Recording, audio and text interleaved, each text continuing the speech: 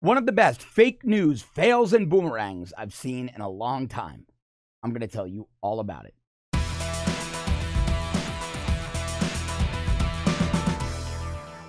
One of the greatest fake news fails I've seen in a long time was, executed with precision this weekend by the left. Now, the left is up in arms over these reports that immigrant children are being separated from their families. Never mind that it's always happened.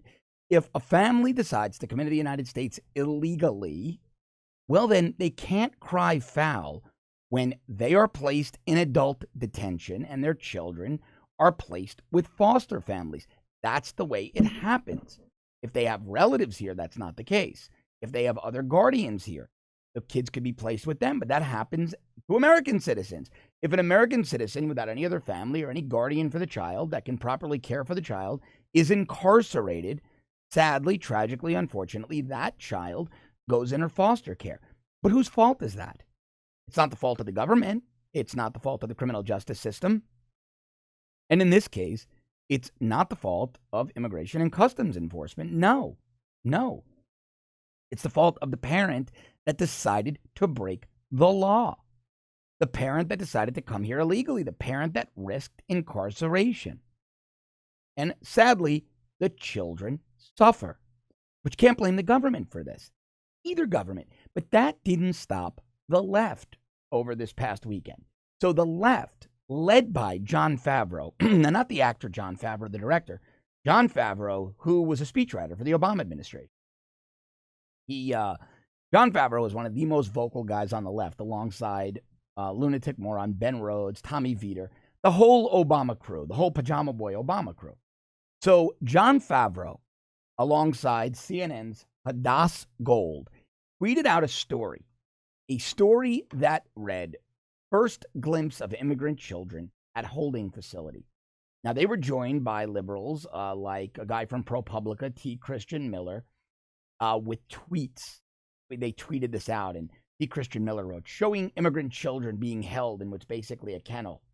And when you read the initial comments, "That's horrible, Trump is evil," Jon Favreau's original tweet, Hadass Gold's original tweet that they've since deleted, slamming the Trump administration.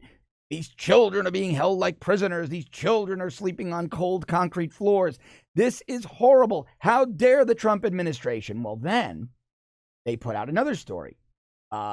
Antonio Ariano, who's a reporter on ABC 13 in Houston. I dug into this guy, big illegal immigrant guy, pro-amnesty, pro-everything, wants to flood our nation with illegals, open borders. He puts out a tweet over the last couple of days and a few days ago. ICE's largest family detention center, Karnes County Residential Center in Texas, run by contractor Geo Group, has a prison bus just for babies. And it's a picture of a bus with car seats for children. Now, it's not a prison bus. It's a bus. It's like a school bus. Sadly, again, to take these minor children into foster facilities when their parents break the law. Okay? Now, Jon Favreau had to delete his tweet, and let me explain why. And let me tell you how Jon Favreau then tried to spin it, the Obama administration. Because that story, first glimpse of immigrant children at holding facility, well, that story originally ran in 2014 during the Obama administration. That Geo Group press release about the bus that could transport children, April 29th, 2016. But it gets even better.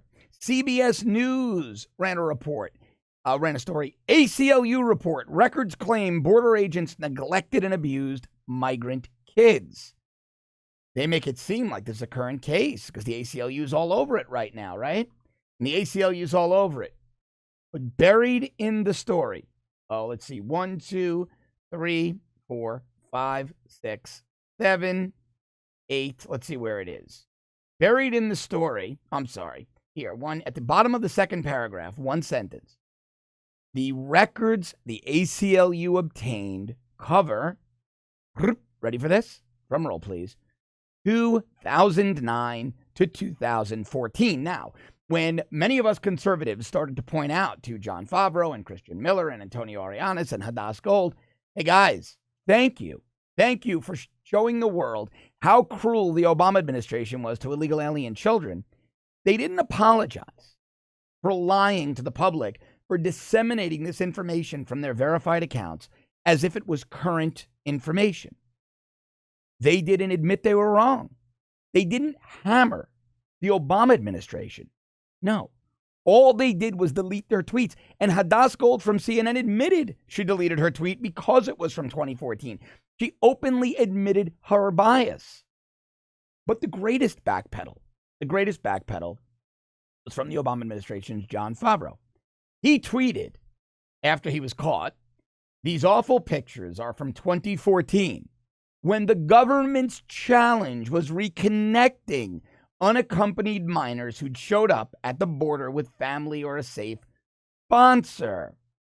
Today, in 2018, the government is creating unaccompanied minors by tearing them away from family at the border." Now, Favreau was excoriated. He was mocked relentlessly for this. Obama had been president for 5 years in 2014.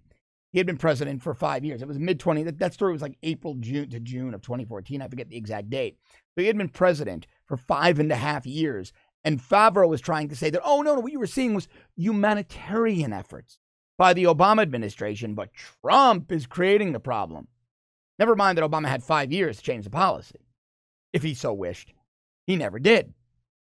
The ACLU found the greatest abuses of immigrant children from 2009 to 2014, the start of Obama's presidency to the time when those photos were taken.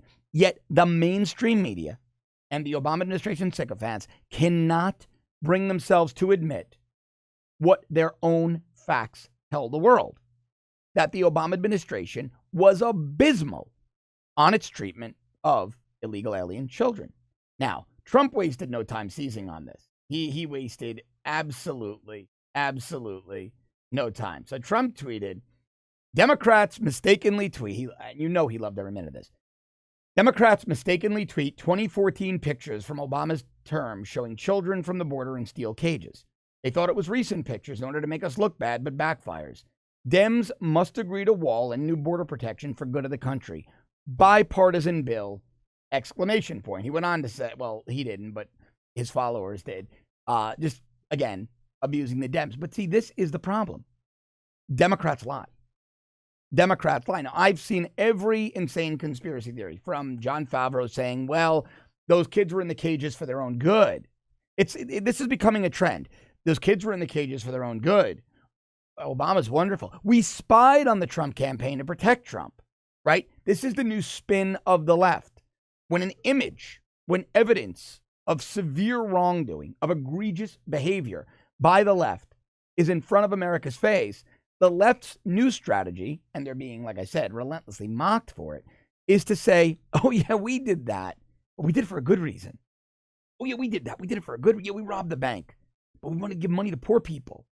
We did that, but for a good reason. Now, perhaps the most unhinged rant on these reports about migrant children, but again, they didn't read that all this happened under Obama, came from a CNN contributor and black activist / journalist, April Ryan. April is that person. If you ever watch the White House press briefings, you will hear April Ryan ask these moronic questions, always race baiting, always racially geared.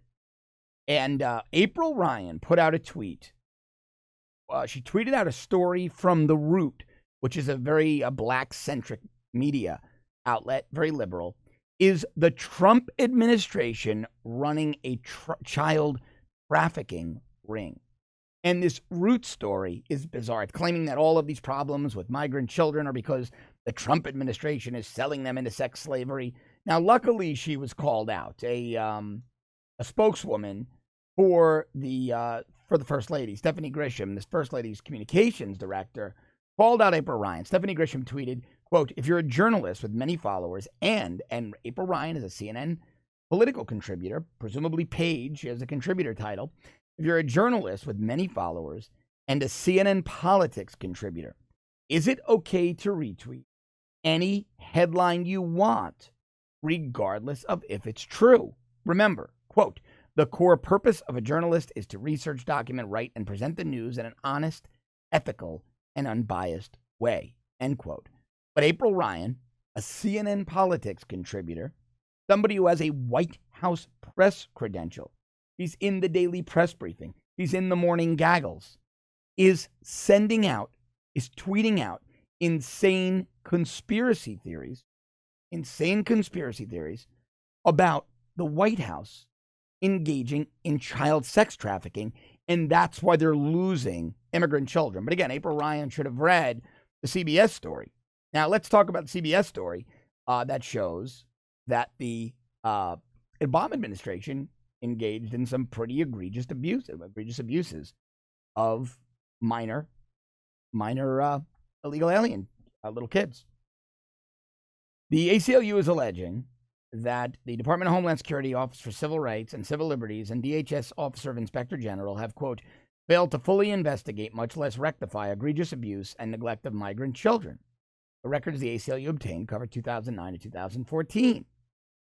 Now, the ACLU also claims DHS does not have appeared to have reported the alleged child abuse to the FBI, all back during the Obama administration. Customs and Border Protection said it was greatly disappointed that the ACLU did not note a 2014 OIG inspection that says those claims were unfounded. They didn't report on anything. They didn't report on it. The ACLU didn't want to look at this during the Obama years. They don't even want to look at this during the Trump years because it implicates Obama, but they already stepped in. Their feet are already wet. They stepped in thinking they were slamming and smearing Trump. When they subpoenaed the records they got showed that the most egregious abuses happened under Obama, much like the story of in Arizona Central from 2014, that implicated Obama, much like the Geo Group story about the prison bus was from 2016, the ACLU report 2009 to 2014, and the left made complete fools of themselves, absolute fools of themselves. But this really underscores the broader problem. The other day, Obama made a comment. I'll paraphrase that he had no scandals in his administration. No, the Obama administration was scandal-ridden. It was absolutely scandal-ridden. But the mainstream media wouldn't report on it. They were in a love fest with Obama. Their job was to protect Obama at all costs. So it wasn't that the Obama administration didn't have scandals, just that you weren't told about them. I wasn't told about them. America was not told about those scandals. America was kept in the dark about the scandals of the Obama administration. But isn't it beautiful that due to their unhinged Trump derangement syndrome, those same reporters, those same Obama administration officials who buried the Obama administration's treatment of illegal alien children put out news articles from the Obama administration's time in office that highlighted just how bad those problems were. This is all really important content, and I want to bring it to you every day. We need to hold the media accountable. We need to also hold governments accountable, and we're going to be taking some steps here at The Rebel to assist Tommy Robinson. He is being held, many of us feel, as a political prisoner in the UK. It is terrible what happened to Tommy, jailed for, reporting on already disclosed public information about Muslim rape gangs. Be sure to check the Rebel Twitter feed, my Twitter feed, the Rebel's Facebook page, Kurt Schlichter's, and Rebel CEO Ezra Levant.